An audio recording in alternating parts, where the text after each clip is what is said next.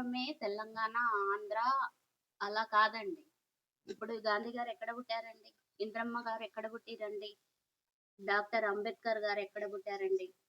స్వామి వివేకానంద గారు ఎక్కడ పుట్టారండి? నాయకులు అనంటేనే చరిత్రలో మిగిలిపోతారండి. అందుకనే ఒక నాయకుడు ముందలకొస్తున్నాడంటే దానికి మేమందరం సపోర్ట్ అండి. ఎప్పుడు తెలంగాణలో జరిగిన పోరాటంలో ఒక్కొక్క యోధుడు అంటే ప్రాణాలు కోల్పోయిన వాళ్ళు ఎంతో మంది ఉన్నారండి అసలకి.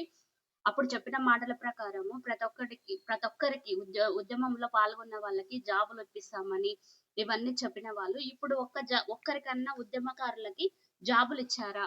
పోనీ చనిపోయిన వాళ్ళ కుటుంబాలలో ఒక్కొక్కరికి ఒక ఉద్యోగం ఇప్పిస్తామని చెప్పిర్రు. ఒక్కరికన్నా ఉద్యోగం వచ్చిందా అండి?